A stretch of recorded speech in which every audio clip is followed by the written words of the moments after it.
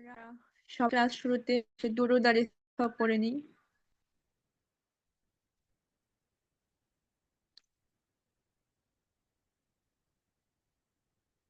আমরা কেউ অযথা মেসেজ করবো না ইনশাআল্লাহ।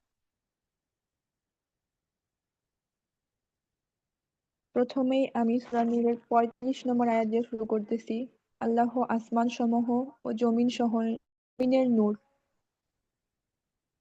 বোনেরা, আপনারা কি কখনো অনুভব করেছেন আমাদের ইলম আছে কিন্তু আমল নাই? কেন নাই? এই জিনিসটা কি আপনারা অনুভব করেছেন?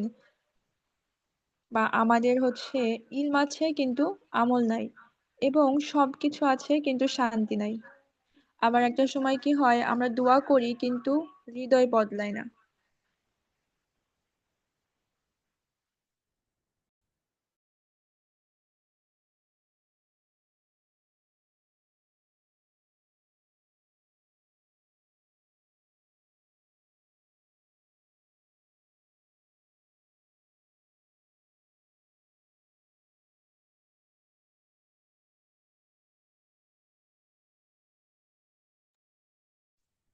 মূলত আমাদের যে কোর্সটি আর কি, সেই সম্পর্কে আপনারা মোটামুটি জানেন সবাই,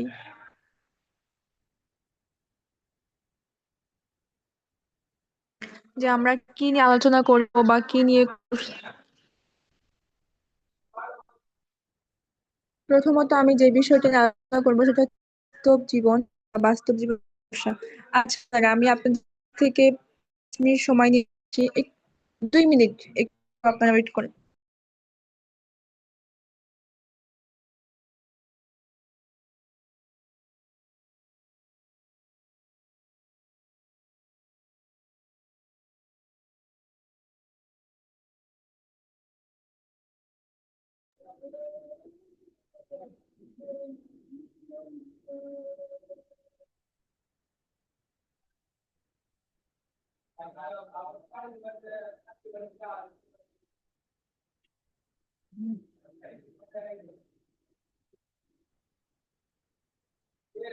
আচ্ছা, এখন কি আপনারা শুনতে পাচ্ছেন ক্লিয়ার?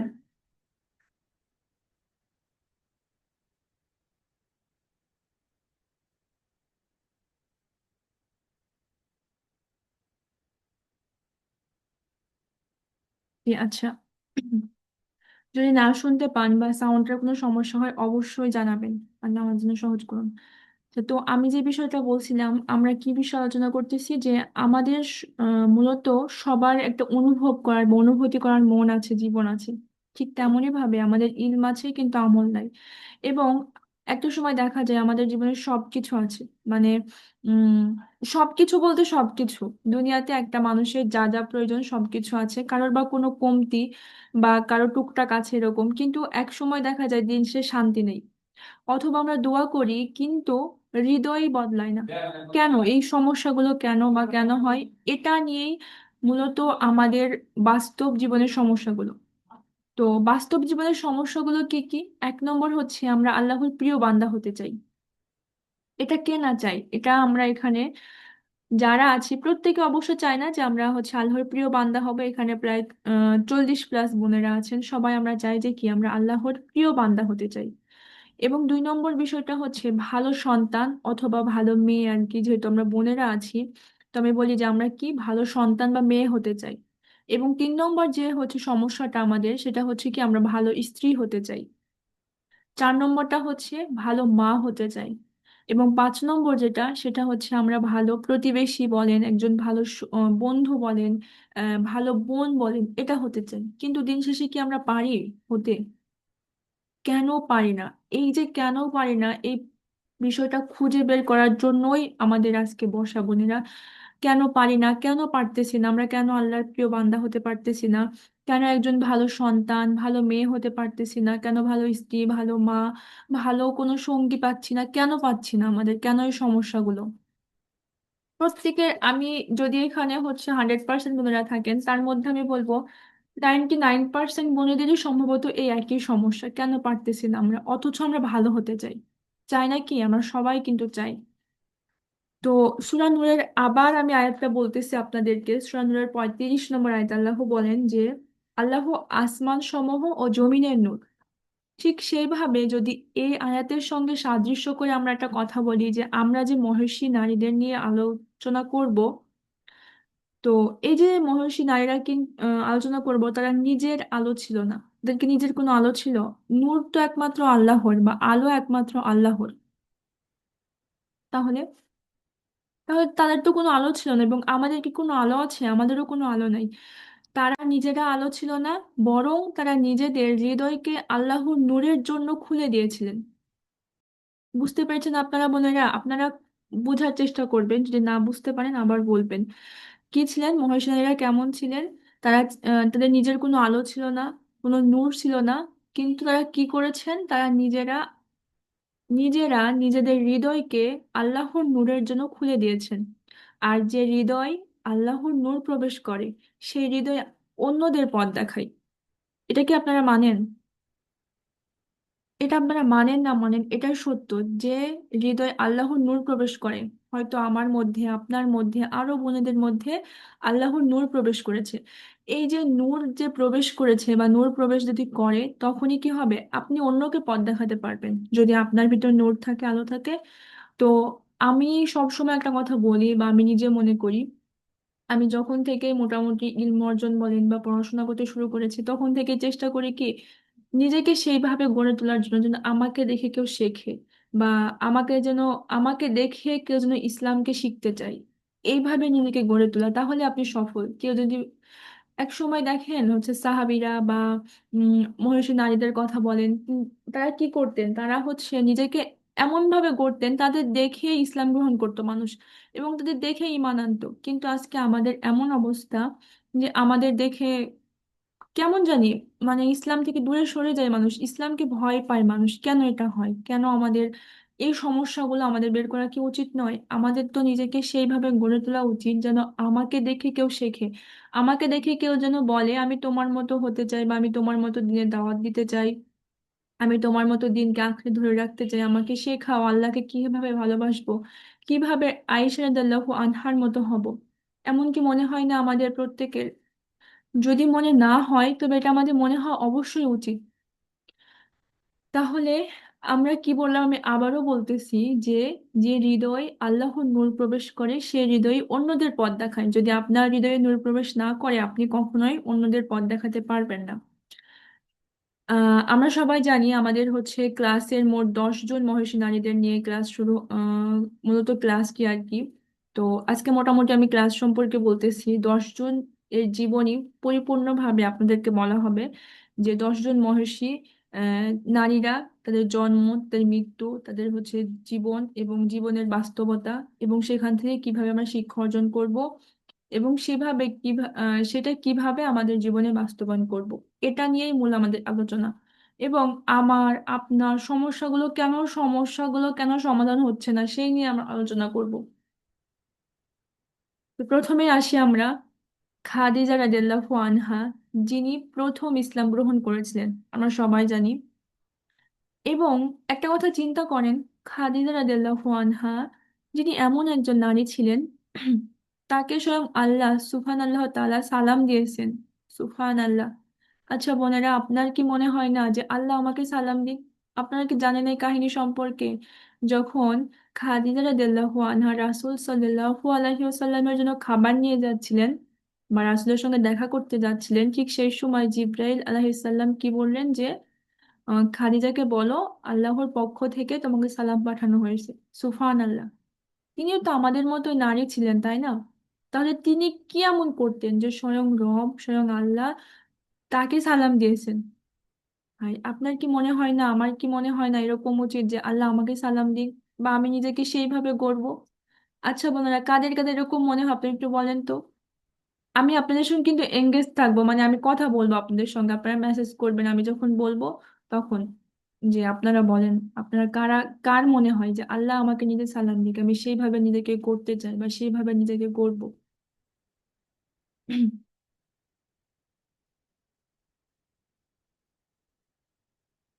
অবশ্যই আমাদের সবার মনে হওয়া উচিত যে আল্লাহ আমাদের সালাম দিক। আল্লাহ হচ্ছে যেমন খালিদ রাদিয়াল্লাহু আনহাকে, তাহলে তিনি কি করতেন? তাহলে তার মতো হইতে হবে আমাদের, তার জীবন সম্পর্কে জানতে হবে, তার জীবনটা কেমন ছিল সেই সম্পর্কে জানা কি উচিত নয় আমাদের? আর শুধুই কি জানলে চলবে? কখনোই না। সে জীবনে কি করতো সেটা আমাদের জীবনে বাস্তবায়ন করতে হবে। ইনশাল্লাহ আমরা সেটা করব। ইনশাল্লাহ করব আমরা সেটা। এবং দ্বিতীয় হচ্ছে আয়েশা রাদিয়াল্লাহু আনহা, যিনি ছিলেন জ্ঞানের সাগর। এবং আমরা জানি যে সূরা নূরের হচ্ছে কোরআনের যে আয়াত তার সম্পর্কে নাজিল হয়েছে, সুবহান আল্লাহ। এখন যদিও বা কোরআন নাজিল আর হওয়া সম্ভব না, এটা আমাদের সর্বশেষ কিতাব এবং আমরা সর্বশেষ জামানায় আছি, তো আমাদের কি মনে হয় না যে কিয়ামতের দিন আমার নামটা সম্মানের সঙ্গে ঘোষণা হোক, যেমন আয়েশা রাদিয়াল্লাহু আনহার সারা আম, তখনকার আরব সমাজে সবাইকে তিনি ধৈর্য ধরছেন, সবর করছেন, তার নামে কি অপবাদ দেওয়া হয়েছিল এগুলো সম্পর্কে আমরা জানবো যে তারপরে তিনি তার জ্ঞানকে কিভাবে প্রত্যেকটা সমাজ থেকে শুরু করে সাহাবী থেকে শুরু করে সবার মাঝে ছড়িয়ে দিয়েছেন, তিনি কিভাবে ইলম অর্জন করেছেন। দেখেন আয়েশা রাদিয়াল্লাহু আনহা, তিনি কিন্তু 18 বছর বয়সে রাসূল সাল্লাল্লাহু আলাইহি ইসলামকে হারিয়েছেন, স্বামী হারিয়েছেন, তার কোনো সন্তান ছিল না। তারপরেও সন্তান তো এক ধরনের সাদকায়ে জারিয়া, কিন্তু দেখেন তার সাদকায়ে জারিয়া তার সন্তান নেই, কিন্তু তার ইলম দিয়ে তিনি সাদকায়ে জারিয়া অর্জন করতেছে। এই যে আয়েশা রাদিয়াল্লাহু আনহা, যার বর্ণিত যে হাদিসগুলো আছে, এই হাদিসগুলো আমরা যত পড়বো জানবো ঠিক, এবং তার জীবন আমরা অনুসরণ করব, তার সওয়াব হবে না? অবশ্যই। তিনি কবরে হচ্ছে শুয়ে শুয়ে হচ্ছে প্রশান্তিতে সে সওয়াব অনুভব করবে। তাহলে আমরা তো জানি সাদকায়ে জারিয়া মৃত্যুর পরেও তিনটা জারি থাকে, নেক সন্তান এবং এমন কিছু দান যেটা হচ্ছে দুনিয়াতে করে যাওয়া উচিত, কিন্তু কম মৃত্যুর পরেও সে জারি থাকে। তাহলে আয়েশা রাদিয়াল্লাহু আনহার মতো কি আমরা হতে চাই না? এমন ইলম অর্জন করতে হবে যেখানে আমাদের জ্ঞানের আহ আমাদের দেখে কেউ বলবে যে আমি আয়েশার মতো হব, রাদিয়াল্লাহু আনহা। কেন আমরা পারি না আয়েশা রাদিয়াল্লাহু আনহার মতো হতে? আমাদের হতে হবে, আমাদের আইডিয়ালি তো এনারা। তারপরে 3 নম্বর আসি আমরা ফাতিমার। আমি খুবই সংক্ষেপে বলতেছি, আমাদের পুরো একটা মাস হচ্ছে ক্লাসের যে সারাংশটা, তার জাস্ট একটা অংশটা, যে আমরা কি শিখবো এখান থেকে, কোন নির্যাসটা বের করব, কোনটা জীবনে বাস্তবায়ন করব, সেই বিষয়টা আমি আজকে আপনাদের হচ্ছে মূল প্রথম ক্লাসে বলতেছি, এবং পরবর্তীতে আমাদের এক একজনের জীবনী নিয়ে এক একটা ক্লাস হবে। যেমন আয়েশা রাদিয়াল্লাহু আনহার পুরো জীবনীটা আমি আপনাদের বলবো, সেখান থেকে আপনারা কি শিখবেন, কোনটা নেওয়া উচিত, এবং সেটা কিভাবে জীবনে বাস্তবায়ন করে নিজের সমস্যাগুলো সমাধান করব। আমরা একসাথে নিজের সমস্যাগুলো সমাধান করব, ঠিক সেটা নিয়ে আমাদের ক্লাস। 3 নম্বরে আসি ফাতেমা রাদিয়াল্লাহু আনহা। ফাতেমা রাদিয়াল্লাহু আনহা, যিনি ছিলেন একজন পর্দাশীল নারী, সুবহান আল্লাহ। অথচ দেখেন আজকে ফরজ, পর্দার বিধান হচ্ছে কি ফরজ, নামাজ যেমন ফরজ, রোজা রাখা যেমন ফরজ, হজ করা যেমন ফরজ, জাকাত দেওয়া যেমন ফরজ, ঠিক তেমনই ভাবে পর্দা করাও ফরজ। কিন্তু আমরা কি করি, এক সময় দেখা যায় নামাজ পড়তেছি, হয়তো 5 ওয়াক্তই হচ্ছে, বা আমার সম্পদও আছে, আমি একবার হজ করে আসছি, আহ বা এরকম হচ্ছে অনেক সময় জাকাত দিচ্ছি, কিন্তু পর্দা করি না। এটা তো ফরজ বোনেরা। তাহলে কার কাছ থেকে শিখবো? আমরা ফাতিমা রাদিয়াল্লাহু আনহার কাছ থেকে শিখবো, তিনি কিভাবে পর্দা করতেন। আসলে কি হয়, আমি অনেক বোনেদের দেখছি যারা, অনেকে আছে যারা নতুন নতুন পর্দা করে বা শুরু করে, এবং নতুন করে যারা দিনকে যারা চেষ্টা করে, এনারা না আরো বেশি কঠিন করে ফেলে বোনেরা দিনটাকে। এবং কিছু কিছু মানুষকে আমি দেখছি যারা হচ্ছে দিনটা এমন কঠিন ভাবে প্রেজেন্ট করে, মনে হয় আল্লাহ আমি তো এত কিছু মানতে পারবো না, এটা তো সম্ভব না, এই জন্য তারা আরো বেশি দূরে সরে যায়। এটা কি আমাদের উচিত? আমরা, আমাদের দিন অত্যন্ত সহজ। ইসলাম মানে কি? আচ্ছা, ইসলাম শব্দের অর্থ কি কে বলতে পারবেন এখানে? দেখি তো বোনেরা, আমরা তো মুসলিম তাই না? ইসলাম শব্দের অর্থ কি আপনারা কে বলতে পারবেন? একটু জানান যদি আপনারা কেউ জেনে থাকেন ইসলাম শব্দের অর্থ কি।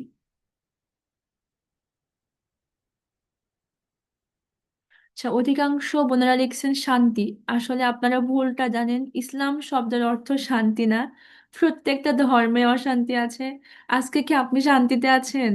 আপনারা যা লিখতেছেন শান্তি, আপনি কি বলতে পারবেন আমি একদম জীবনে শান্তি আছি? ইসলাম শব্দের অর্থ হচ্ছে হ্যাঁ, এই যে যারা লিখছেন আত্মসমর্পণ করা।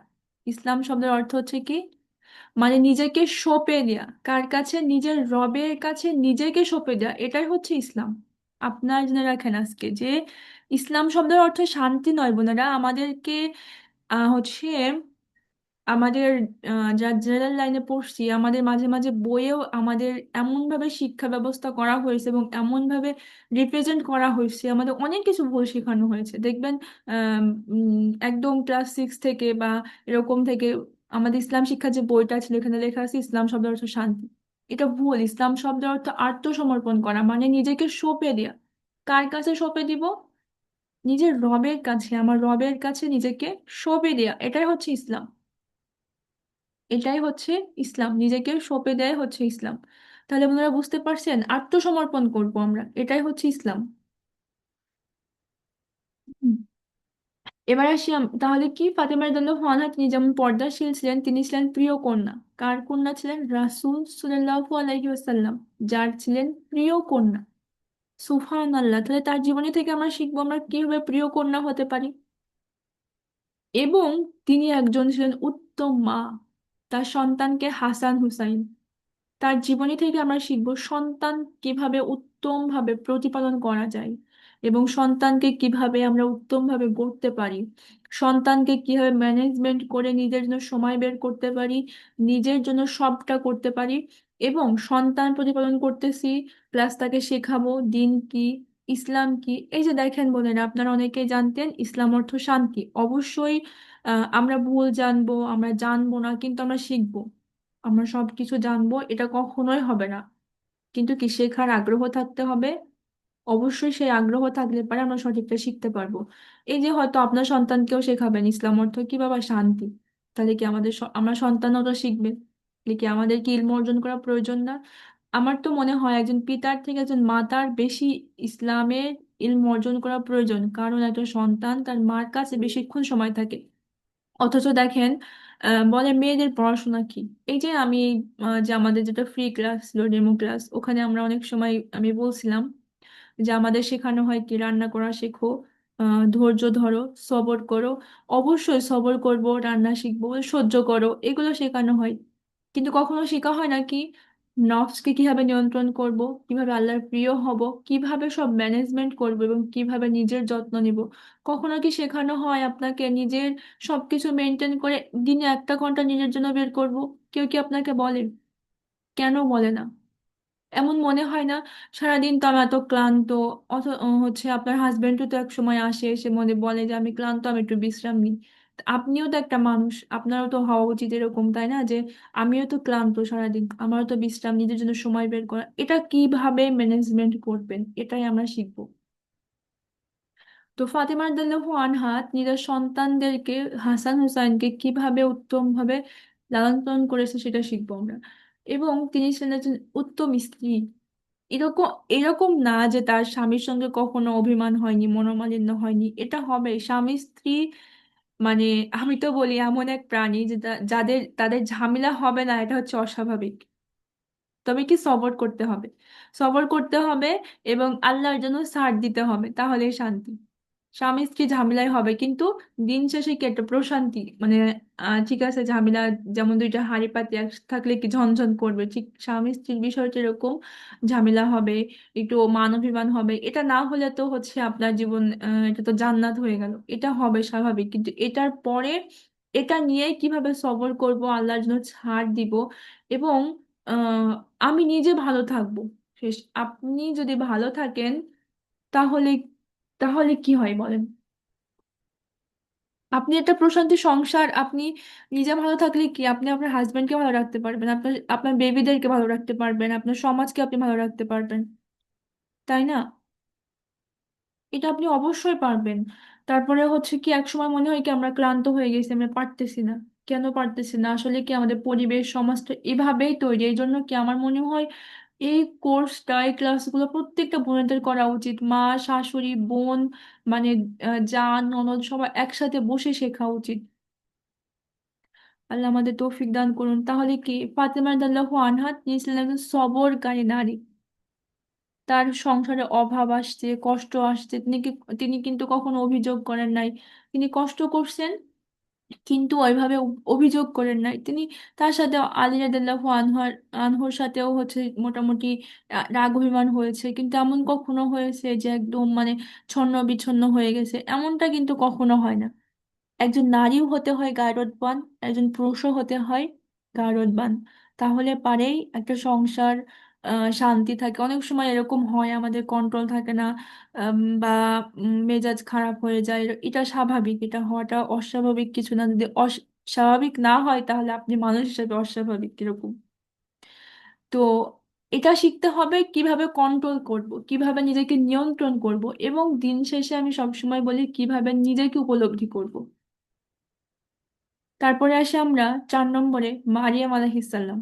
মারিয়া আলাইহিসসালাম যিনি ছিলেন পবিত্র নারী, তিনি, তার সম্পর্কে যখন আমরা জানবো পুরা জীবনে আমরা অবাক হয়ে যাব যে মারিয়াম আলাইহিসসালাম, চিন্তা করেন, তিনি কিন্তু ছিলেন হচ্ছে সম্ভ্রান্ত পরিবারের এক মেয়ে, এবং তাকে এমন একটা অপবাদ দেওয়া হয় যে তাকে হচ্ছে গ্রাম থেকে বের করে দেওয়া হয়। অথচ দুনিয়াতে দেখেন না, যদি আমাদের কেউ একটা খারাপ কথা বলে তাহলে আমরা কত হতাশ হয়ে যাই, আল্লাহ আমি কোনো অপরাধ করি নাই, তাই আমাকে এত এত অভিযোগ দিচ্ছে, বা হচ্ছে আমাকে এত অশান্তিতে ফেলতেছে, আল্লাহ আমি কি করলাম, আল্লাহ তুমি কেন এমন করো আমার সাথে, আমার কি অন্যায় আল্লাহ, হচ্ছে তুমি কি আমাকে দেখো না, বা কষ্ট দেওয়ার জন্য কি তুমি আমাকেই পাও। এই যে আমরা অভিযোগের ঝুড়ি নিয়ে বসি, বোনেরা, আমি আপনাদের একটা কথা বলি আজকে, আল্লাহর কাছে অভিমান এবং অভিযোগের কোনো দাম নাই। বুঝতে পারছেন আপনারা আল্লাহর কাছে কিসের দাম নাই? অভিমান এবং অভিযোগের কোনো দাম নাই। আল্লাহর কাছে দাম আছে শুধুমাত্র আশা এবং ভয়। এটা আমি সবাইকে বলি। আপনি যখন ঝুড়ি নিয়ে বসবেন অভিযোগের, সেটা আল্লাহ আপনাকে কখনো গুরুত্ব দিবেন না। আপনি আল্লাহকে মানেন না মানেন, আল্লাহর কিচ্ছু আসে যায় না বোন, কিচ্ছু না। আল্লাহর কিচ্ছু আসে যায় না। বরং আল্লাহ আপনাকে বারবার যে সুযোগটা দিচ্ছে এটার জন্য সারা জীবন যদি সিজদায় পড়ে থাকেন তারপরেও কি, এটার কখনো আপনি মানে শুকরিয়া আদায় করে শেষ করতে পারবেন না এটা। তাহলে কি এটা মনে রাখবেন সবাই আল্লাহর কাছে, দরকার হলে আপনারা খাতায় লিখে নেন বা ফোনের নোটপ্যাডে লিখে নেন যে আল্লাহর কাছে অভিযোগ এবং অভিমানের কোনো দাম নাই। আপনি অভিযোগ করতেছেন, আল্লাহ তুমি আমার এই কষ্ট দাও, সেই কষ্ট দাও, আমাকে তুমি দেখো না, আমাকে তুমি কষ্ট দাও, এই যা, কোনো দাম নাই বোন, কোনো দাম নাই। সারা জীবন অভিযোগ করবেন আর কষ্ট পাবেন এবং অভিমান করতেছেন, আল্লাহ কেন তুমি আমাকে এরকম করো, আমি আজ থেকে নামাজ পড়বো না। তো নামাজ পড়ে কি হয়, এত দান করে কি হয়, এত মানুষকে দিয়ে কি হয়, ওই মানুষটা আমাকে কষ্ট দেয়, ওই মানুষটা আমার নামে খারাপ কথা বলে। এই যে অভিমান করে আপনি হয়তো আপনার আত্মীয়তার হক ছিন্ন করলেন বা তাদেরকে আর দেখলেন না। আপনি আল্লাহর জন্য দেন। যদি কাউকে ঈদের সময়টা 3 পিস দেন, হয়তো আপনি এরকম মনে হয়েছে যে আমি আমার কোনো আত্মীয়কে একটা 3 পিস দিই। অবশ্য মানে মানুষ তো না, এরকম মনে হয় না যে বা আপনি তাকে 2-3 বার দিচ্ছেন, 3 পিস হোক বা একটা রান্না তরকারি মানে যে কোনো কিছু হতে পারে, তো সে আপনাকে একবারও দেয় না, তখন মনে হয় না বা আপনি কাউকে বলেও ফেলেন, দেখছো হচ্ছে আমি ওকে কতবার দিলাম, কিন্তু আমি এত দিই এত করি তারপরেও কোনো নাম নাই, আবার হচ্ছে আমাকে দেয় না কিছু, এরকমটা হয় না। এটা বাদ দিয়ে দেন বলারা, দেখেন আপনার জীবন শান্তি হবে। আল্লাহর কাছে এই যে আপনি অভিযোগ করতেছেন, এটাকে হচ্ছে এক ধরনের খোঁটা বলা হয়। আপনার আপনি আমলকে খেয়ে ফেলতেছেন এটা বলে, কারণ আপনি আল্লাহর জন্য করেন। আপনি আপনার প্রতিবেশীকে একবারই তরকারি দিয়েছেন, আপনি বলবেন আল্লাহ আমি কেন তরকারি দিব, এটা তো হচ্ছে আমি তরকারি রান্না করেছি, এক বাটি তরকারি আমার আরেক বেলা খাওয়া হয়ে যাবে, দেখো আল্লাহ আমি তোমার জন্য দিচ্ছি, এই তরকারিটা দিচ্ছি কি আমি তোমার জন্য, কারণ তুমি হয়তো খুশি হবা এই জন্য। এটা বলে দেন, এটা বলে যখন দিবেন আপনার আমল নামায় সব লেখা হবে, প্লাস আপনার মনটা শান্তি থাকবে, প্লাস তার কাছ থেকে আপনি কোনো আশা করবেন না, তাহলে কি, তাহলে আপনার কোনো কষ্ট নাই। তো এই যে আপনি কি আল্লাহর জন্য করলেন এবং আল্লাহকে সবটা দিয়ে দিলেন। এবার আসি, আল্লাহর হচ্ছে কি আমরা আশা করব, শুধুমাত্র আল্লাহর উপর আশা করব এবং ভয় করব।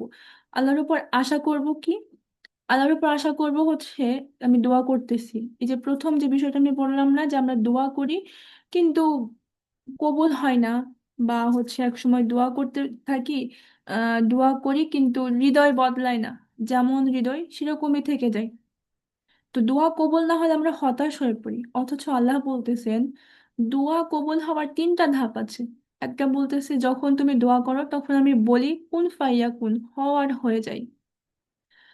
এবং দ্বিতীয়বার যখন তুমি আহ, এই একটা পদ্ধতি, দ্বিতীয় পদ্ধতি হচ্ছে যখন তুমি দোয়া করো তখন আমি বলি দাঁড়াও, এখনো কি দেওয়ার সময় হয়নি, যখন সময় হবে তখন আমি ঠিক দিব তোমাকে বান্দা। কারণ আল্লাহ জানে কখন দিলে আপনার জন্য মঙ্গল, কখন না দিলে আপনার জন্য মঙ্গল, অথচ আপনি মনে করেন এখন কেন দিচ্ছে না আল্লাহ আমাকে, এটাই এটাই তো আমার জন্য মঙ্গল ছিল এখন। আপনি তো আল্লাহ থেকে বেশি জানেন না বোন, জানেন কি? কখনোই না। তো এটাই হচ্ছে আমাদের মানে ভুল, মানে বোঝা এবং ভুল চাওয়া। তারপরে আপনি দেখেন এক সময় কি মনে হয়, আহ আরেকটা পদ্ধতি বলি, 3 নম্বর পদ্ধতি হচ্ছে আল্লাহ কিছু দোয়া দুনিয়াতে কবুল করে না। এগুলো কিয়ামতের দিন দেখবেন আপনার কিছু পাহাড় সমান সমান আমল এবং অনেক অনেক পুরস্কার আপনার জন্য রেডি হয়ে আছে কিয়ামতের ময়দানে, পাহাড় সমান সমান, মানে এত পরিমাণ হচ্ছে আপনার জন্য পুরস্কার, এত পরিমাণ আমল। তো আপনি অবাক হয়ে যাবেন, অবাক হয়ে বলবেন ইয়া রব, আমি তো এত আমল করি নাই, আমি তো এত কিছু করি নাই, আমার জন্য এত আমল এত পুরস্কার কিসের এগুলো? তখন আল্লাহ আপনারে বলবেন হে বান্দা, তুমি যে আমার জন্য তুমি যে দোয়া করতে না আল্লাহ তুমি আমাকে এটা দাও, আল্লাহ তুমি আমাকে সেটা দাও, আল্লাহ এটা করো, ওই যে কিছু কিছু দোয়ার তোমার যে কবুল হয়েছিল না তার প্রতিদান হচ্ছে এগুলো। সুবহান আল্লাহ। তখন আপনি আফসোস করে বলবেন হায় আফসোস, যদি দুনিয়াতে আমার কোনো দোয়াই না কবুল হতো। সুবহান আল্লাহ, চিন্তা করতে পারছেন? তো দোয়া হচ্ছে এমন একটা জিনিস, দোয়া কখনো বৃথা যায় না।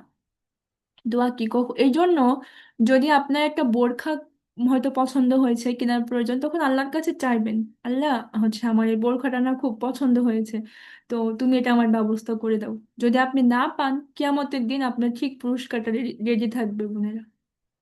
এটা আমাদের তো শিখতে হবে, এটা শেখার বিষয়, তাই না? তারপরে হয়তো আপনার কোনো একটা সমস্যা চলতেছে যে আল্লাহ আমার সমস্যাটা সমাধান করে দাও, তো হচ্ছে না হলে তো আমি বাঁচবো না, বা আপনি দোয়াও করতেছেন না। মানে ছোট থেকে ছোট বিষয় আল্লাহর কাছে চাওয়া, আল্লাহর উপর নির্ভর হওয়া।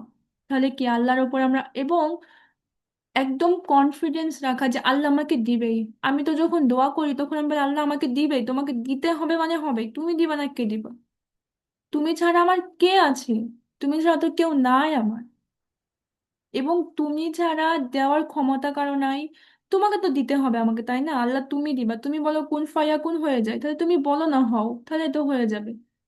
আল্লাহকে এইভাবে বলবেন, আল্লাহর সাথে কানেক্ট করবেন, নিজেকে একদম কানেক্ট করবেন, আল্লাহকে সব থেকে প্রিয় করে নেবেন। এই যে আমি প্রথম যে আমাদের বাস্তব জীবনের যে সমস্যাটা বললাম যে আমরা কি আল্লাহর প্রিয় বান্দা হতে চাই, তাই না? কেন পারি না আল্লাহর প্রিয় বান্দা হতে? এই জন্য পারি না কারণ আল্লাহর সঙ্গে আমাদের কানেক্ট নাই। আল্লাহর সাথে কি কানেক্ট, আল্লাহর সাথে কি হচ্ছে সবকিছু চেয়ে নিতে হবে আল্লাহর সাথে, একদম এমন ভাবে চাইতে হবে যে আপনি আল্লাহর সব থেকে কাছের বন্ধু, আল্লাহ আপনার সব থেকে কাছের বন্ধু, শেষ বোনেরা, আর কাউকে লাগবে না। সারা দুনিয়া দেখবেন আপনার পায়ের কাছে ইনশাল্লাহ। তো এবার আসি আমরা আসিয়া আলাইহিসসালাম জীবনী, আসিয়া আলাইহিসসালাম সম্পর্কে টুকটাক আমরা সবাই জানি। যিনি ছিলেন ফেরাউনের স্ত্রী। দেখেন ফেরাউনের স্ত্রী, কল্পনা করা যায়? আমরা সবাই জানি আসিয়া আলাইহিস সালাম সম্পর্কে, মোটামুটি সবাই জানি, কিন্তু এনার এনার বড় হওয়া সম্পর্কে জানি না। ইনি কার মেয়ে ছিল, ফেরাউনের সঙ্গে কিভাবে বিয়ে হয়েছিল, সে কিভাবে, ফেরাউন কিন্তু আসিয়াকে অনেক ভালোবাসতো। এবং ফেরাউন ফেরাউন কিন্তু ছিল একজন কৃষকের সন্তান। হুম, সে একজন ছিল কৃষকের সন্তান। সে কিভাবে মানে আহ মিশর সহ যে রাজা হলো এটা আমরা কিন্তু জানি না অনেকে। এটা আমরা জানবো ইনশাল্লাহ, এবং এখান থেকে আমরা শিক্ষা অর্জন করব। তো আসিয়া আলাইহিস সালাম কি, তিনি ফেরাউনের স্ত্রী হয়েও জান্নাতের নারী হলেন, জান্নাতি নারী হলেন। তিনি আল্লাহকে কি বলতেন, আল্লাহ তুমি শুধু আমার জন্য জান্নাতে একটা ঘর বানিয়ে দিও। সে কিন্তু বলে নাই আল্লাহ তুমি হচ্ছে আমার তুমি আমাকে এটা দাও সেটা দাও, তিনি জান্নাত চেয়েছে, দুনিয়ার বিনিময়ে তিনি জান্নাত চেয়েছে। দেখেন আমরা হচ্ছে আমি আমি প্রায় বলি এই কথাটা, বা আমার মনে হয় আমি গত ক্লাসেও বলছি, এই যে আমাদের গড় আয়ু সম্ভবত 60 70 বা 80। তো এই 60 70 80 বছর দেখেন না এখন কত দ্রুত দিন যায় বোনেরা। এই শুক্রবার শেষ হয় আবার শুক্রবার চলে আসে। এই শুক্রবার না, মাস তো কিছুই মনে হয় না জানি, কেমনে কেমনে চলে যায় মাস, কিভাবে যায় কিচ্ছু বুঝি না। তো এই যে এত দ্রুত দিন যায়, তার মধ্যে আমাদের গড় আয়ু হচ্ছে প্রায় 70-80 এরকম, বা 50, এখন অধিকাংশ মানুষ এরকমই বাঁচতেছে। তো এই জীবনটার জন্য আমরা কত পরিশ্রম করি, দিন রাত খাটি, অক্লান্ত পরিশ্রম। যারা হচ্ছে পড়াশোনা করতেছে, বিয়ে করি নাই, একটা ভালো বাড়ি, একটা ভালো গাড়ি, একটু ভালো খাওয়ার জন্য কত কষ্ট করি, তাই না? অথচ বোনেরা, জান্নাত, আল্লাহ বলতেছেন যার পাদদেশে নদী প্রবাহিত হবে। একটু চোখ বন্ধ করে চিন্তা করেন তো, জান্নাত এটা আবার কেমন, যে পাদদেশে মানে পায়ের নিচ দিয়ে আপনি দাঁড়িয়ে আছেন, আপনার নিচ, পায়ের নিচ দিয়ে নদী প্রবাহিত হয়ে যাচ্ছে। এটা কি কল্পনাতে আসতেছে আপনার? এটা কেমন অসম্ভব মনে হচ্ছে না? আল্লাহ তো বলেছেন জান্নাত এমন একটা জিনিস যেটা তুমি চোখে দেখোনি, কল্পনাতেও আসবে না। ঠিক জাহান্নামও একই। তো এই যে জান্নাত, এবং আল্লাহ বলছেন জান্নাত যেখানে মৃত্যু নাই, যন্ত্রণা নাই, কষ্ট নাই, কোনো কিচ্ছু নাই, কষ্টের রেশ মাত্র নাই, যেখানে তোমরা অশ্লীল কোনো বাক্যও শুনবা না। আল্লাহ কোরআনে এই কথাও বলছে যে তোমরা অশ্লীল কোনো বাক্যও জান্নাতে শুনবে না। এবং জান্নাতে তুমি যা চাইবে তাই পাবে। আরেকটা মজার কাহিনী কি জানেন বোনেরা? এই যে জান্নাতে যখন আপনি যাবেন, তখন আপনি রাসূলকে দেখবেন, ওমর রাদিয়াল্লাহু আনহুকে দেখবেন, আয়েশা রাদিয়াল্লাহু আনহাকে দেখবেন।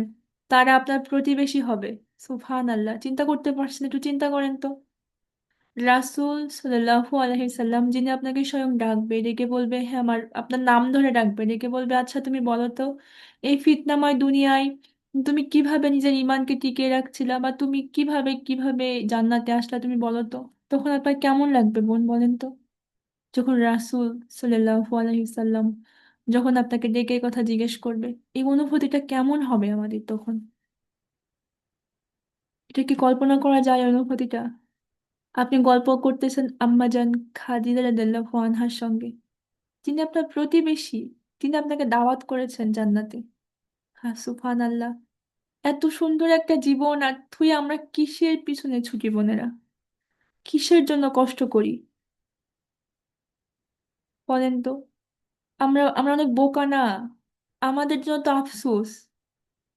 আমরা তো অনেক বোকা। আমরা এত সুন্দর একটা জীবন, অথচ দেখেন মৃত্যু মানে 1 সেকেন্ড পরে আমরা বাঁচবো কিনা এর কোনো গ্যারান্টি নেই। অথচ এই দুনিয়ার জন্য নিজের জীবনটাকে বিলিয়ে দিচ্ছি, কিন্তু জান্নাতের জন্য আমরা, আমাদের কোনো চাওয়াই নাই। আমরা কত বোকা! মানে শয়তান আমাদের, আল্লাহর সাথে কি শয়তান শপথ করেছে যে আমি তোমাদের শিরা উপশিরা ঢুকে সামনে থেকে, পিছন থেকে, ডানে থেকে, বামে থেকে, সব দিক থেকে তোমাদেরকে আমি কি হচ্ছে ক্ষতি করব এবং তোমাদেরকে ধোঁকা দিব। আল্লাহর সাথে কি শয়তান কসম, উম, কসম কাটছে, তাই না? তো সেইখানে আমরা কেন, কেন বোনেরা, কেন আমরা কি শপথ করতে পারি না আমরা এক হবো ইনশাল্লাহ? আল্লাহ সহজ করুন আমাদের জন্য, এবং আল্লাহ আমাদের সকলকে সকলকে আমরা যেমন এখানে এক হয়েছি, জান্নাতেও এক হয়ে থাকার তৌফিক দান করুন। ওমা তৌফিক ইল্লা বিল্লাহ। এবার আসি 6 নম্বরে, উম্মে সালামা। উম্মে সালামা কে ছিলেন জানেন আপনারা? নিউ কিনতেন ছিলেন, একজন রাসূল সাল্লাল্লাহু আলাইহি ওয়াসাল্লামের স্ত্রী ছিলেন উম্মে সালামা। আচ্ছা আপনারা বলেন তো, আয়েশা রাদিয়াল্লাহু আনহা রাসূলের কত নম্বর স্ত্রী ছিলেন? কে বলতে পারবেন, একটু বলেন তো? একটু চ্যাট চ্যাট বক্সে দেখেন যে আয়েশা রাদিয়াল্লাহু আনহা রাসূল সাল্লাল্লাহু আলাইহি ওয়াসাল্লাম কত নম্বর স্ত্রী ছিলেন?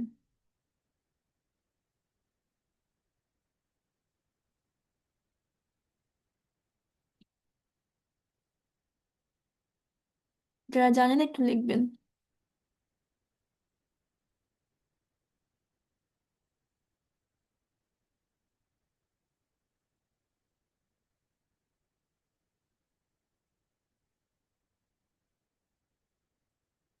আচ্ছা আমি বলি, আয়েশা রাদিয়াল্লাহু আনহা রাসূল সাল্লাল্লাহু আলাইহি ওয়াসাল্লামের তৃতীয় স্ত্রী ছিলেন, 3 নম্বর স্ত্রী ছিলেন।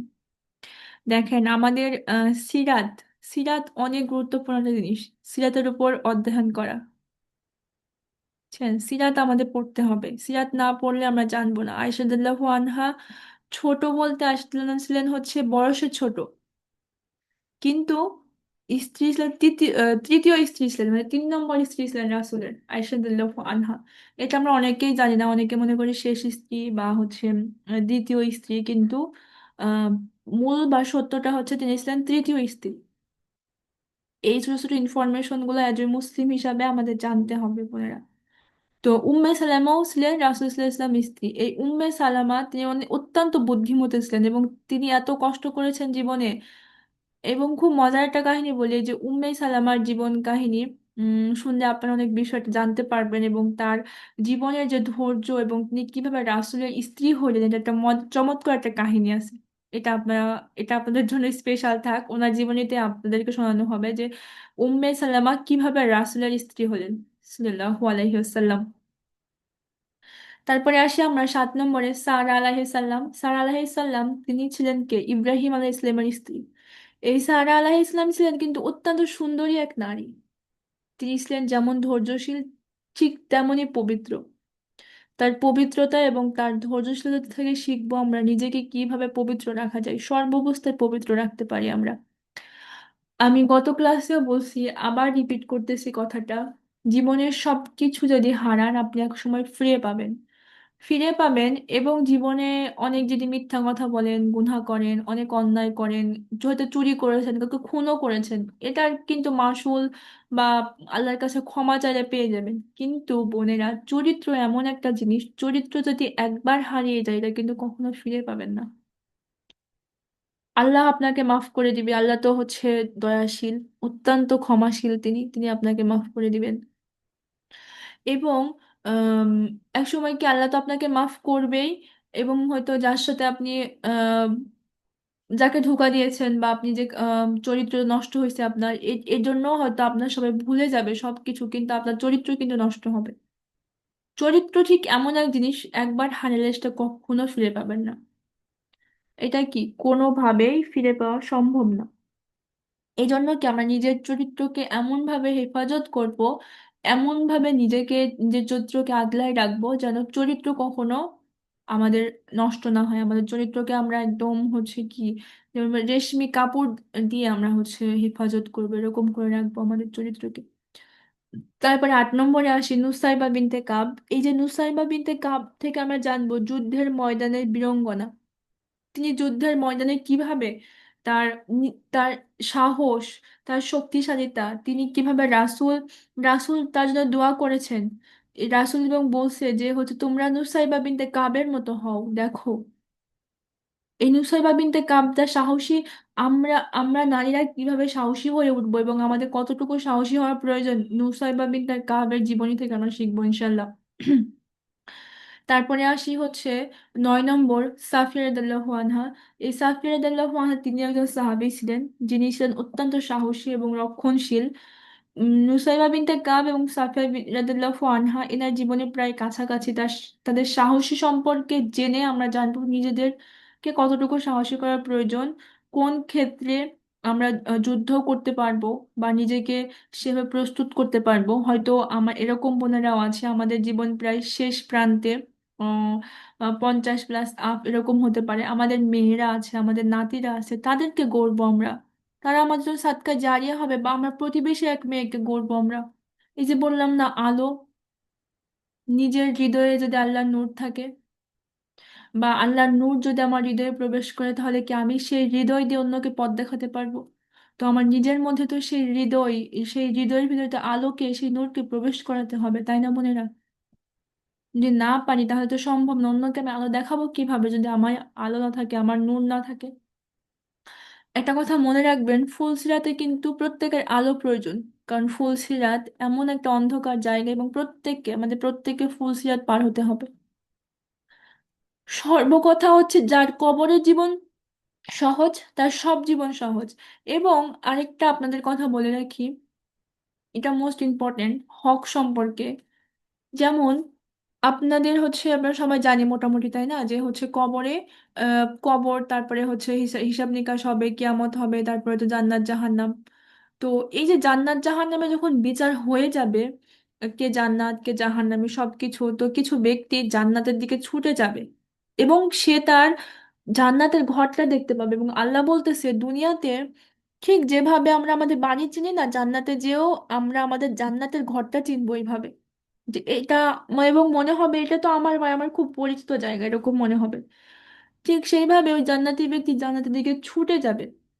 ছুটে যাওয়ার সময় কিছু ব্যক্তি আসবে, কিছু ব্যক্তি আসবে এসে তাদেরকে ধরবে, ধরে বলবে যে হে আমার রব, এরা আমার কি করছে, এরা আমার হক হক আদায় করে না, এবং আমাকে দুনিয়াতে আমার হক মারছে।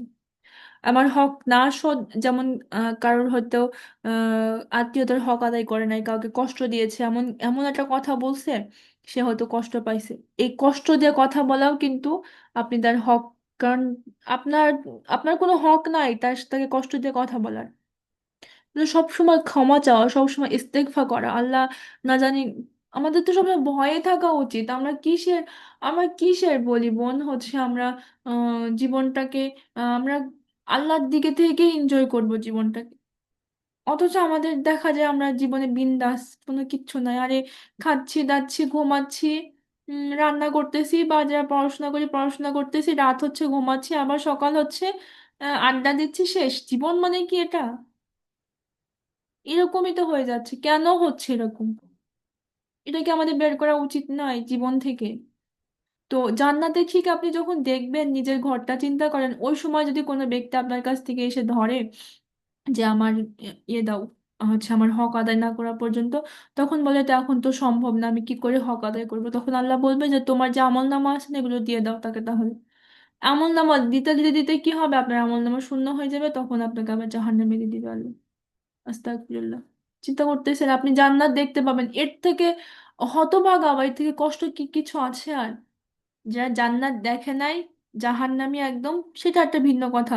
তা আপনি তো জান্নাত দেখে যেতে পারবেন না, মানে আপনি সবকিছু করেন, নামাজ রোজা পর্দা সবকিছু ঠিক আছে, কিন্তু আপনি মানুষের হক আদায় করেন না। এবং কি জানেন, এই যে দিনের না, এই দিনের হক আছে, আপনি দিনের দাওয়াত দিতে হবে, এই যে শুনতেছেন, এই যে পড়তে হবে, বলতেছে হচ্ছে কি প্রত্যেক নর নারী প্রত্যেক মুসলিমের উপর দিন ইলম তলব করা ফরজ। তলব বলতে কি বলছে, আপনি হচ্ছে খুঁজে খুঁজে বের করবেন আপনি কোথায় গেলে ইলম শিখবেন, কিভাবে ইলম শিখবেন। অনেক বোনেরা বলে যে হচ্ছে কি আমি কিভাবে শিখবো, আমার এই সমস্যা ওই সমস্যা বা আমার টাকার সমস্যা। আমি আপনাকে একটা কথা বলি বোন, কোনো কিছু অর্জনের বিনিময়ে কোনো কিছু আপনি ত্যাগ না করলে সেটার প্রতি আপনার গুরুত্ব থাকবে না, মূল্যায়ন থাকবে না। যেমন সবসময় আপনি যদি ফ্রিতে কোনো জিনিস পান সেটার প্রতি আপনার কখনো গুরুত্ব থাকবে না, এটা কখনো থাকবে না। আপনি লিখে নেন, আপনি হয়তো ফ্রিতে একটা জিনিস পাচ্ছেন, কোনো ইয়ে থাকবে না। এবং সেটাই আমাদের মাইন্ড সেট আপ সেভাবেই তৈরি। তাহলে আমাদের কি করতে হবে, মানুষের হক সম্পর্কে সতর্ক থাকতে হবে সব সময়। আল্লাহর হক আল্লাহ মাফ করে দিতে পারে এবং দিবেও আল্লাহ, কারণ আল্লাহ দয়াশীল, মানুষ তো দয়াশীল না। আমি আপনি দয়াশীল?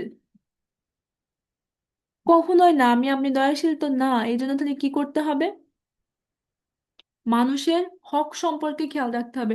এবং সবসময় দোয়া করবেন আল্লাহ আমার দ্বারা যেন কেউ কষ্ট না পায়, আল্লাহ আমার, আমি যেন আমি আমার দ্বারাই যেন কখনো হক নষ্ট না হয়, কখনো না। মনে না, খুবই সেন্সিটিভ একটা জীবন আমাদের, কিন্তু কঠিন না, কিন্তু কঠিন ভেবেন না, ইসলাম খুব সহজ। এবং আল্লাহ কিন্তু আমার আল্লাহ বলতেছে যে হচ্ছে দুনিয়া মুমিনদের জন্য জেলখানা। মনে না, আপনি চিন্তা করেন, আপনি হচ্ছে একটা ভালো খাওয়ার জন্য ভালো থাকার জন্য আপনাকে জীবনে কত কষ্ট করতে হয়। আর জান্নাত, সেখানে আপনি যা চাইবেন তাই পাইবেন, সেখানে আপনার হচ্ছে কোনো কোনো কষ্ট নাই, কোনো কষ্ট নাই, সেখানে আপনি আল্লাহকে দেখতে পারবেন, সুবহান আল্লাহ, আপনি রাসূলের সাথে গল্প করতে পারবেন, আপনি আয়েশা রাদিয়াল্লাহু আনহার সাথে কথা বলতে পারবেন, কারণ আপনার প্রতিবেশী হবে। এবং যা চাইবেন তাই, একটা পাখি উড়ে যাচ্ছে, আপনি বলবেন "ইস, এই পাখির কি আমি এখন পাখির ফ্রাই খেতে চাই, ফ্রাই করে খেতে চাই", আপনার সামনে হাজির হয়ে যাবে। এবং জান্নাতে বাজার আছে, সেখানে আপনি ইচ্ছা মতো বাজার করতে পারবেন, কোনো মূল্য পরিশোধ করতে হবে না। আপনি আপনার বান্ধবীকে দাওয়াত করতে পারবেন, আজকে আমার বাড়িতে আসো, জান্নাত তো এরকম, জান্নাত সম্পর্কে জানেন। তাহলে আপনার দুনিয়া ভালো লাগবে না? দুনিয়া কি, দুনিয়া খুবই ক্ষণস্থায়ী এবং তুচ্ছ জীবন, এটাকে এটা মনে করেন বোনেরা? দেখেন আপনি প্রশান্তি পাবেন। আল্লাহ আমাদের সেইভাবে করার তৌফিক দান করুন, ওমা তৌফিক ইল্লা বিল্লাহ। তো আমরা কি করব তাহলে? নিজেকে সেইভাবে গড়তে কি আমাদের ইচ্ছা হয় না আমরা সেভাবে নিজেকে গড়বো? সেই খাদিজা রাদিয়াল্লাহু আনহার মতো করে গড়বেন, আল্লাহ স্বয়ং আসে, আমি তোমার প্রতি সন্তুষ্ট, তুমি আমার সালাম গ্রহণ করো, সুবহানাল্লাহ। রাসূল নিজে আপনার স্বপ্নে এসে যদি বলে আমি তোমার প্রতি সন্তুষ্ট, তুমি যে দরুদ পড়ছো, তুমি যে দিন কায়েম করছো, আমি সন্তুষ্ট, এর থেকে জীবনের সফলতা কি হতে পারে বলেন? দুনিয়াতে সফল হচ্ছে তো সেটা যদি আমি জান্নাত পাই, সেটাই তো সফল। অথচ আমরা তার পিছনে ছুটি না। এই সমস্যাগুলোর সমাধান করার জন্য আমাদের এখানে মশা। আল্লাহ আমাদের পথকে সহজ করুন, বোনেরা দোয়া করবেন সব সময় যেন আমাদের পথগুলো সহজ হয়। এবং আল্লাহ আমাদের সঠিক পথ দেখান, আমাদের সঠিক পথ সব সময় দোয়া করবেন।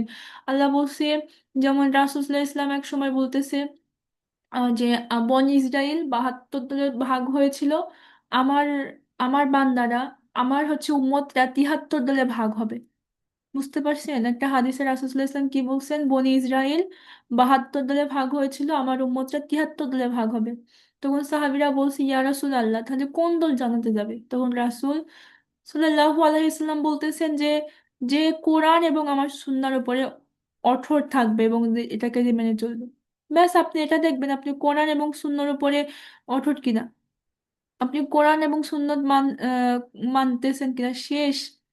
কেন বন দলের কোনো নাম থাকতে হবে? আমি মুসলিম, আমার পরিচয় এটাই। এই যে আমরা সবাই একসাথে ক্লাস করতেছি আসি, এটাই তো একটা দল। এই এই যে দল আমি নাম দিয়ে দিচ্ছি এরকম, এটাই সে, এটা হয়ে গেল, এটা কি দল হয়ে গেল? আমি আমার পরিচয় আমি মুসলিম। রাসূল কি বলছে আমি এই দল আমি সেই দল? আমরা, আমাকে অনেকে জিজ্ঞেস করে আপনি কোন সংগঠনে বা কি হবে, কিসের সংগঠন কিসের দল? বলেন আমি মুসলিম। আপনি মুসলিম, শেষ। আমার রাসূল ছিলেন মুসলিম, আমার পরিচয় আমি মুসলিম। এখানে তো কোনো দল, এখানে তো কোনো আর কোনো কিছু আসে যায় না, তাই না? আমি মুসলিম হিসেবে আমি পরিচয় দেব, আবার কি? রাসূল তো এটাই বলছে, তাই না? আমাদের পরিচয় একটা কি বলেন আপনারা? আমরা মুসলিম না, আমাদের পরিচয় মুসলিম, শেষ। কেন আমরা তো হচ্ছে দ্বিমতে যাব? আমরা যেগুলো হচ্ছে মতের ভিতরে সেগুলো মানি না আমরা। তাহলে তো আল্লাহ আমাদের জীবনটাকে সহজ করে দিবে, আমাদের জানাটাকে সহজ হয়ে যাবে, আমাদের চলার পথটা সহজ হয়ে যাবে। আমরা একে অপরের কাঁধে কাঁধ দিয়ে চলতে পারবো।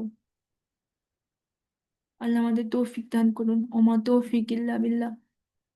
তারপরে আমরা হচ্ছে লাস্ট আছি রাবিয়া বসরি। রাবিয়া বসরি রহমতুল্লাহ হচ্ছে কি, তিনি ছিলেন আল্লাহর প্রেমী। আল্লাহকে তিনি এতটাই ভালোবাসছে, এতটাই ভালোবাসছে। আহ, রাবিয়া বসরির জীবনী পড়লে আমার কান্না চলে আসে। এখন তিনি এত কষ্ট করছে জীবনে। রাবিয়া বসরির কাহিনী শুনলে আপনারা অবাক হয়ে যাবেন যে এত কষ্টের পরে আল্লাহকে কিভাবে, কিভাবে আল্লাহকে তিনি ভক্ত করেছেন। রাবিয়া বসরি কিন্তু ক্রীতদাস হিসাবে বিক্রি হয়েছেন। এমনও হয়েছেন যে তার মালিক তার হাতটা পর্যন্ত কেটে দিয়েছে। রাবিয়া বসরি, অথচ আমরা একটু কষ্টতে এত ভেঙে পড়ি বোনেরা। যেন কষ্টতে ভেঙে না পড়ি, যেন সবর করতে পারি, যেন আমাদের জীবনটা সহজ হয়ে যায়। এই জন্যই বসা আমার। আমি যখনই আমি হচ্ছে, অনেকে আমার জিজ্ঞেস করেন আমি কি পড়াশোনা করতেছি বা কি, আমি ছোট করে বলি, মূলত আমি আপনাদের মতো জেনারেল হয়তো না, এখানে অনেক বোনেরা আছে জেনারেল লাইনে পড়াশোনা করছেন, আমিও জেনারেল লাইনে পড়াশোনা এখনো করতেছি, আমার পড়াশোনা চলমান। পাশাপাশি হচ্ছে মাদ্রাসায় চেষ্টা করি অনেক কোর্স করা, মাদ্রাসায় পড়াশোনা করা, বই। তো এখান থেকে আমার এবং আমি যখন থেকে ইলম অর্জন করা শুরু করেছি, জানার চেষ্টা করেছি, ট্রেনিং বলেন বা ক্লাস বলেন, সব জায়গায় থেকে আমার মনে হয়েছে কি জানেন বোনেরা, আমার মনে হয়েছে আমাদের জীবনের সমস্যাগুলো সমাধান করা উচিত। এবং আমাদের এই জীবনটাকে আমাদের আইডেল যে নারীরা আছে, মহিষী নারী, তাদের মতো করে গড়া উচিত। তাহলে আমাদের জীবনের সব সমস্যা সমাধান হয়ে যাবে। এবং আজ থেকে আপনারা শপথ করেন, আমি সবাইকে বলি বোনেরা, আপনারা সকলের শপথ করেন। এখানে কয়জন বোনেরা আছেন আপনারা?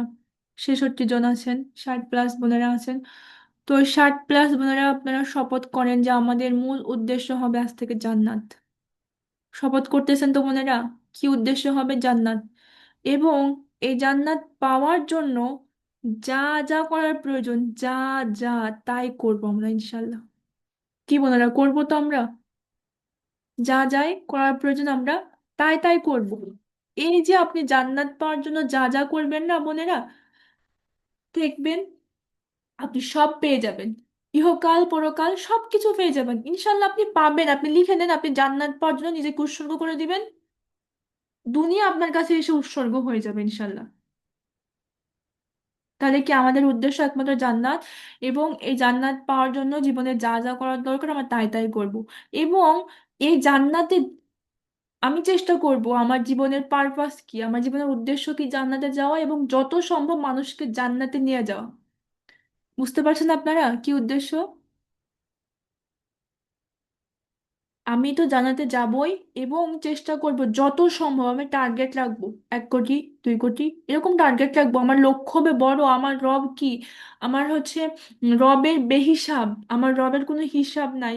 আমার আমার কথা হচ্ছে, আমি যখন আল্লাহর কাছে চাইবো বেশি কিছু চাইবো, আমি কেন ছোট কিছু চাইবো? আমি আল্লাহর কাছে চাইবো অনেক বেশি কিছু। আমার রব তো বেহিসাবের মালিক, তাই না? আমার রব তো বেহিসাব কিছু দান করতে পারে। আমি জান্নাতুল ফেরদৌস চাবো আমার রবের কাছে, সব থেকে বড় জান্নাত চাবো, আমার রবের কাছাকাছি থাকতে চাইবো। আপনারা কি জানেন জান্নাতুল ফেরদৌস কেমন? জান্নাতুল ফেরদৌস হচ্ছে এমন একটা জায়গায়, যেটা হচ্ছে আল্লাহর আরশ হচ্ছে আপনার ছাদে থাকবে। সুবহান আল্লাহ।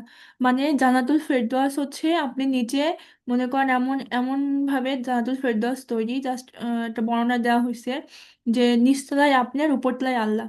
সুবহান আল্লাহ, চিন্তা করতে পারতেছেন? মানে জান্নাতুল ফেরদৌসের উপরে হচ্ছে আল্লাহ থাকবে, ঠিক এভাবে উদাহরণটা দেওয়া হয়েছে যে নিচতলায় আপনি আর উপরতলায় আল্লাহ। সুবহান আল্লাহ। সেই জান্নাত ছেড়ে, সেই স্থান ছেড়ে আমরা কিসের, কিসের মানে কোন দিকে দৌড়াই আমরা? আল্লাহ আমাদের সঠিকটা বোঝার তৌফিক দান করুন বোনেরা। আমি দোয়া করি এবং আপনারা আমার জন্য দোয়া করবেন। তো আমাদের ক্লাসের জাস্ট কিছু অংশ বললাম, মূল সার মর্ম আমাদের প্রথম ক্লাসটা। এবং আল্লাহ আমাদের জার্নিটাকে সহজ করুন, এবং আমরা যেন একসাথে, আমরা কেউ কাউকে চিনি না, যেন সবাই একসাথে জান্নাতে একসাথে বসতে পারি, এবং জান্নাতের একে অপরের বাড়িতে দাওয়াত করতে পারি ইনশাল্লাহ। কি বলে, জান্নাতে দাওয়াত করবেন তো একে অপরকে? দেখেন, দিনের জন্য যে সম্পর্কটা হয় না, সেই সম্পর্কটা কিন্তু মজবুত হয় এবং অনেক মহব্বতপূর্ণ হয়। এবং হচ্ছে এমন হয় কি, আপনি দিনের জন্য একজনকে ভালোবাসবেন, সেই ভালোবাসাটা এত সুন্দর হয় দেখবেন, এটা কল্পনার বাইরে। এই যে কত কত বোনেরা আছেন, আমি কিন্তু কাউকে চিনি না, দেখি না, কিন্তু কেমন জানি দেখবেন থাকতে থাকতে আমরা 1 মাস ক্লাস করব না, এবং আমাদের তো এমন না, আপনারা জানেন 1 মাসের পরে হারিয়ে যাবেন এমনটা কিন্তু হবে না। আমরা 1 মাস পরে আপনাদের আরো একটা গ্রুপে অ্যাড করব, যেখান থেকে আপনারা সমস্যাগুলো সমাধান কেন হচ্ছে না বা কেন পারতেছেন এগুলো শোনা হবে, জানা হবে, সবাই মিলে আমরা সমাধান করব। আমরা জান্নাতে যাবোই যাবো ইনশাল্লাহ, কি বলেন তাই না? অবশ্যই যাব। ইনশাল্লাহ, ইনশাল্লাহ। আল্লাহ আমাদের পথকে সহজ করুন। আমাদের দোয়া করবো, আল্লাহ আমাদের উদ্দেশ্য সম্পর্কে তুমি জানো, তাহলে তোমাকে সহজ করতে হবে, তাই না? অবশ্যই আল্লাহ আমাদের পথকে সহজ করবে। ইনশাল্লাহ, ইনশাল্লাহ বোনেরা।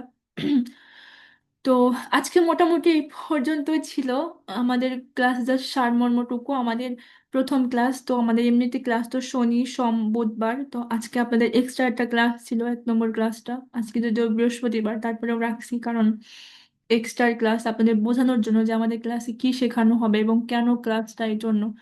তো আমি আপনাদেরকে ক্লাসে 3টা প্রশ্ন রাখতে চাই। 3টা প্রশ্ন আপনারা একটু খাতা কলমে লিখে নেবেন, এই 3টা প্রশ্ন করবেন।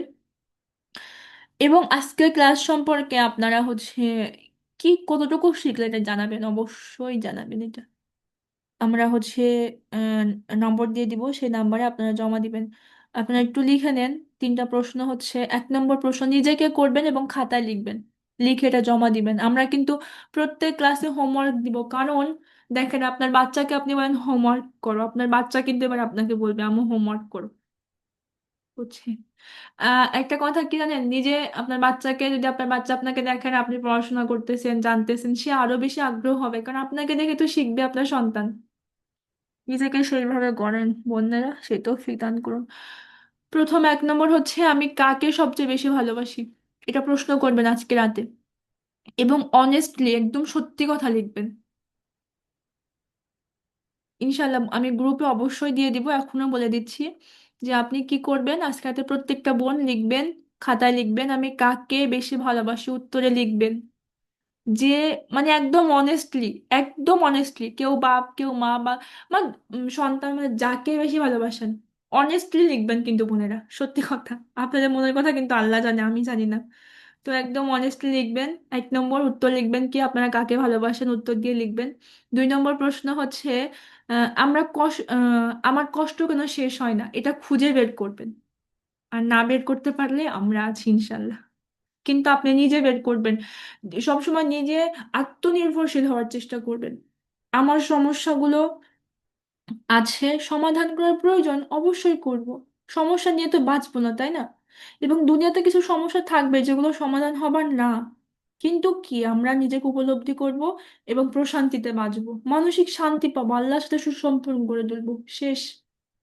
প্রথমে বলেছি মহর্ষি নারীগণ তারা কিন্তু নিখুঁত ছিল না, কখনোই কেউ কিন্তু নিখুঁত না। কিন্তু তারা কি ছিলেন? তারা আল্লাহর দিকে ফিরে আসতেন, আল্লাহকে প্রায়োরিটি দিতেন বেশি, সব থেকে আল্লাহকে বেশি গুরুত্ব দিত। তো এই হচ্ছে কথা। তো এখন আমরা কি করব? আমরা 2 নম্বর প্রশ্ন হচ্ছে, আমার কষ্ট কেন শেষ হয় না, এটা খুঁজে বের করবেন এবং এটা লিখবেন। লিখে আমাদেরকে জমা দিবেন। আমার সমস্যাগুলো সমাধান চেষ্টা করবো ইনশাল্লাহ। আমরা বলে দিব গ্রুপে আপনার উত্তরগুলো কখন বা কোথায় জমা দিবেন, আমরা ক্লাস শেষে বলে দিব। এবং 3 নম্বর প্রশ্ন হচ্ছে, আমি কি আল্লাহর কাছে প্রিয় হতে চাই, নাকি শুধু মানুষ নাকি শুধু মানুষ ভালো বলবে এটা? কি?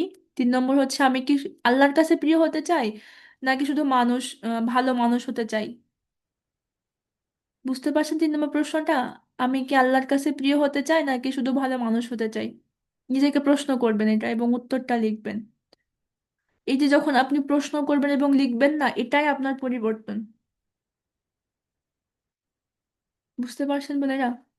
তো এই ছিল আমাদের মোটামুটি আজকে ক্লাস হোমওয়ার্ক। আপনাদের ক্লাসের পর কালকের মধ্যে আপনাদের রুটিনটা দিয়ে দেওয়া হবে, যে আপনার ধারাবাহিকভাবে 1 মাস কিভাবে ক্লাস হবে এবং কোন দিন হচ্ছে কোন মহর্ষি নারীর জীবনী নিয়ে ক্লাস হবে সেই সম্পর্কে। প্রত্যেক ক্লাসে হোমওয়ার্ক থাকবে। এই হোমওয়ার্কের মাধ্যমে আপনার সমস্যাগুলো সলভ হবে ইনশাল্লাহ। নিজে যখন এটা ইলমের মধ্যে থাকবেন না, দিনের মধ্যে থাকবেন, তখনই। আর অবশ্যই বোনেরা আপনারা খেয়াল রাখবেন যেন কোনো পুরুষ গ্রুপে অ্যাড না হয়, বা যদি কারো হাজবেন্ড বা বাবা হোক যার ফোন থেকে অ্যাড করে থাকেন, আপনারা হচ্ছে যেন সে যেন ক্লাস অ্যাড না থাকে আর কি। আপনি নিজের মতো করে এটা আমানত রাখবেন ইনশাল্লাহ। আচ্ছা বোনেরা, যদি কারোর কোনো প্রশ্ন থাকে তাহলে করতে পারেন, 10 মিনিটের জন্য সময় দেওয়া হচ্ছে। আমরা তারপরে ক্লাস শেষ করবো ইনশাল্লাহ, যদি কারোর কোনো প্রশ্ন হয়ে থাকে।